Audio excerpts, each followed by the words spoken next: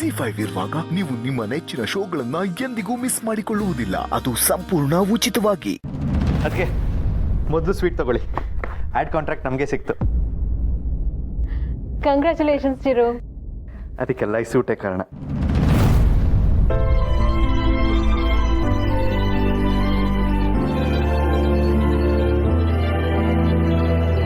ಸೂಟಾ? ಏನ್ suit? S ಚಿಕ್ಕಪ್ಪ, ಇದೊಂಥರ ನನ್ನ ಲಕ್ಕಿ ಸೂಟ್. ಇದನ್ನ ಹಾಕೊಂಡು ಹೋದಾಗ ಎಲ್ಲ ನನ್ನ ಕೆಲಸಗಳು ಸಕ್ಸಸ್ ಆಗಿದೆ.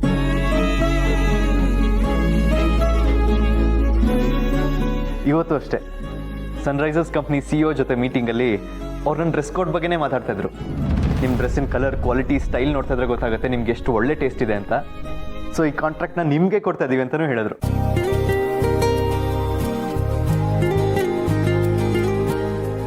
ಅಂದ್ರೆ ಮಾತಿನ ಶಕ್ತಿಗಿಂತ ಹಾಕೊಂಡಿರೋ ಬಟ್ಟೆಗೆ ಶಕ್ತಿ ಜಾಸ್ತಿ ಅಂತ ಆಯ್ತು. ಇದೇ ಸೂಟ್ ಹಾಕು ಅಂತ ಚೂಸ್ ಮಾಡಿದ್ಕೆ ಥ್ಯಾಂಕ್ಸ್ ಅಚ್ಚು. ವೆಲ್ಕಮ್. ಹಾಗೆ ಕಂಗ್ರ್ಯಾಟ್.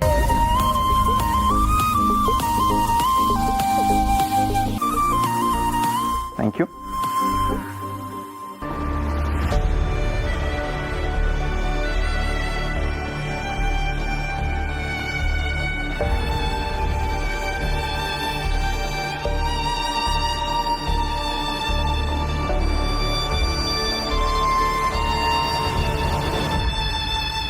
ಕಂಗ್ರ್ಯಾಚುಲೇಷನ್ಸ್ ಕಣೋ. Thank you.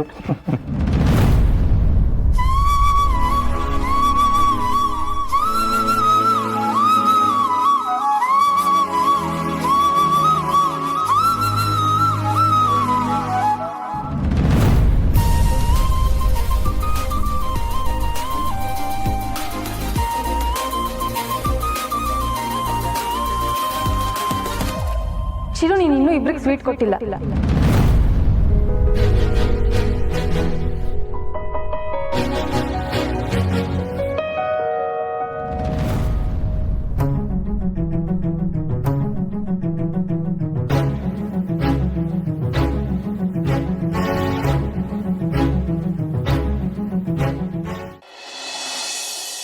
ಸೈನ್ ಹಾಕ್ಬಿಡಿ ಮೇಡಮ್.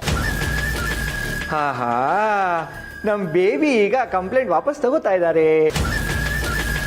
ಸೈನ್ ಮಾಡಿ ಬೇಬಿ, ಬನ್ನಿ ಸೈನ್ ಬನ್ನಿ.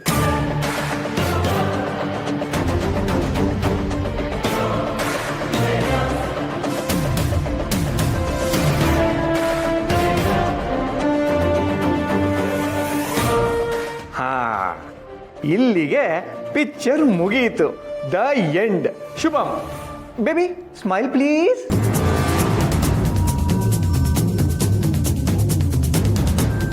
ಮಳ್ಳಿ ಥರ ನಮ್ಮ ಮನೆಗೆ ಬಂದು ನಮ್ಮಮ್ಮನ ಹತ್ರ ಕಾಲು ಒತ್ತಿಸ್ಕೊಂಡು ಕಳ್ಳಿ ಥರ ಬ್ರೇಸ್ಲೆಟ್ ಇಟ್ಬಿಟ್ಟು ಹೋದರೆ ನನಗೆ ಗೊತ್ತಾಗಲ್ಲ ಅಂದ್ಕೊಂಡಿದ್ಯಾ? ನೀನು ಮನೆ ಒಳಗೆ ಕಾಲಿಟ್ಟಾಗಲೇ ಅಂದ್ಕೊಂಡೆ ಏನೋ ಮಸ್ಲತ್ ಮಾಡಿದ್ಯಾ ಅಂತ. ನಿನ್ನ ಬಂಡವಾಳ ರಾತ್ರಿ ಮನೆಗೆ ಹೋದಾಗಲೇ ಗೊತ್ತಾಗೋಯ್ತು. SI ಮಗಳು ಮನೆಗೆ ಬಂದಿದ್ರು.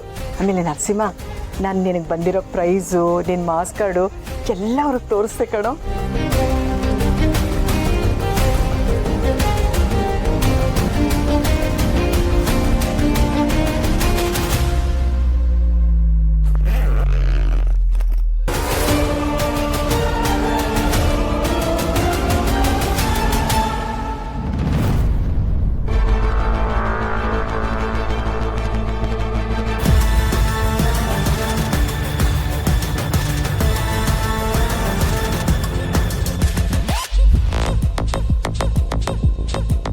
ಇದು ಬೇಬಿ ಫ್ಲ್ಯಾಶ್ ಬ್ಯಾಕು.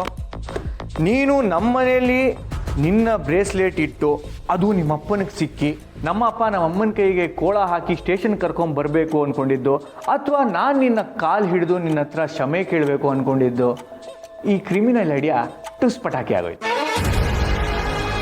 ನೀನು ಜಾಣೆ ಆದರೆ ನಾನು ಮಹಾ ಬುದ್ಧಿವಂತ. ನೀನು ನಿಮ್ಮಪ್ಪ ಏನೇ ಷಡ್ಯಂತ್ರ ಹಾಕಿದ್ರು ಅದು ನಮ್ಮ ಹತ್ರ ನಡೆಯಲ್ಲ. ಅದು ನಿನಗೆ ಅರ್ಥ ಆಗಬೇಕು.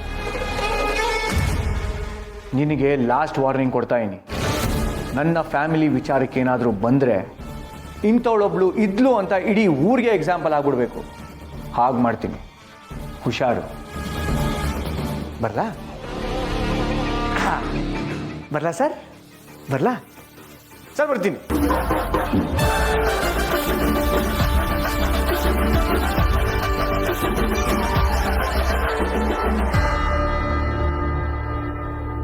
ನಮಸ್ಕಾರ ಸರ್. ಅಲ್ಲ ಸರ್, ನಿಮ್ಮ ಮಗಳಿಗೆ ಒಳ್ಳೆ ಬುದ್ಧಿ ಕಲ್ಸಕ್ಕಾಗಲ್ವಾ ಸರ್? ಏಯ್ ಹೆಂಗಿದೆ ಮೈಗೆ? ಹಾಟ್ ಆಗಿದೆ ಸರ್. ಅಲ್ಲ, ನಿಮ್ಮ ಮಗಳು ನಮ್ಮ ಅಮ್ಮನ ಮೇಲೆ ಸುಮ್ಮನೆ ಸುಳ್ಳು ಕಂಪ್ಲೇಂಟ್ ಕೊಟ್ಟಿದ್ದಾಳೆ, ಅದು ತಪ್ಪಲ್ವಾ ಸರ್? ಅದು ಸುಳ್ಳು ಅಂತ ಪ್ರೂವ್ ಮಾಡಕ್ಕೆ ನಾನೇ ಬರಬೇಕಾಯಿತು. ಇದರಿಂದ ನಿಮ್ಮ ಹೆಸರು ಹಾಳಾಗಲ್ವಾ? ಅದಕ್ಕೆ ಹೇಳಿದೆ. ನಾನು ಸೀರಿಯಸ್ ಆಗಿ ಬುದ್ಧಿ ಹೇಳಿದ್ದೀನಿ ಸರ್. ಏನೇ ಆದರೂ ನನ್ನ ಫ್ಯಾಮಿಲಿನ ಟಚ್ ಮಾಡೋಕ್ಕಾಗಲ್ಲ ಅಂತ. ಕರೆಕ್ಟ್ ಅಲ್ವಾ ಸರ್? ನಾನು ಬರಲಾ? ಬರ್ತೀನಿ ಸರ್.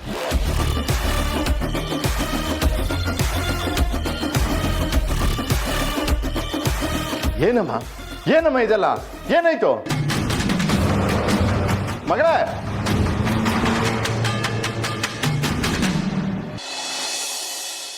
ಸೌಂದರ್ಯ, ರಿಸೆಪ್ಷನ್ ಮಾಡ್ತಿರೋ ಹಿಂದೆ ನಿನ್ನ ಉದ್ದೇಶ ಏನು? ನಿನಗೆ ಗೊತ್ತಿಲ್ವಾ?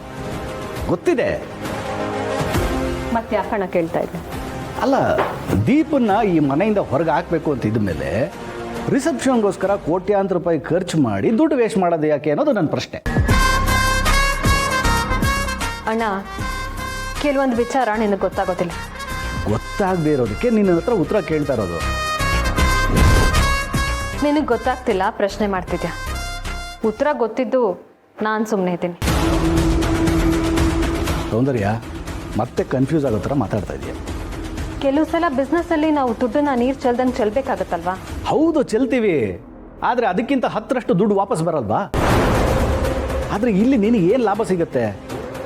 ದೀಪನ ಮನೆಯಿಂದ ಆಚೆ ಕಳಿಸೋ ನಿನ್ನ ಲೆಕ್ಕಾಚಾರ ನನಗೆ ಅರ್ಥನೇ ಆಗ್ತಾ ಇಲ್ಲ. ಪ್ರಶ್ನೆಯಾಗಿ ಉಳಿದ್ರೆ ಕುತೂಹಲ ಇನ್ನೂ ಜಾಸ್ತಿ ಆಗುತ್ತೆ.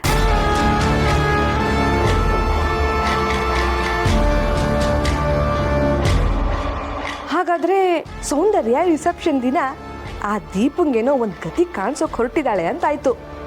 ಓ, ಹಾಗಾದ್ರೆ ಆ ಸೋಡಾ ಬುಡ್ಡಿಗೆ ಯಾಕಿಷ್ಟೊಂದು ಬಿಲ್ಡಪ್ ಕೊಡ್ತೀಯಾಳೆ ಅಂತ ಈಗ ನನಗೆ ಅರ್ಥ ಆಯ್ತು. ಇನ್ನು ಮುಂದೆ ಮಾಡ್ತೀನಿ ಕಣೆ ನಿನಗೆ. ಸೌಂದರ್ಯ, ರಿಸೆಪ್ಷನ್ ದಿನ ನೀನೇನೇ ಪ್ಲ್ಯಾನ್ ಮಾಡ್ಕೊಂಡಿದ್ಯಾ ಅಂತ ನೀನು ಹೇಳದೇ ಇದ್ರು ನೀನು ಪ್ಲ್ಯಾನ್ ಉಲ್ಟಾ ಹೊಡೆಯೋ ಥರ ನಾನು ಮಾಡ್ತೀನಿ. ಆ ದೀಪನ ಈ ಮನೇಲಿರೋ ಥರ ಮಾಡ್ತೀನಿ.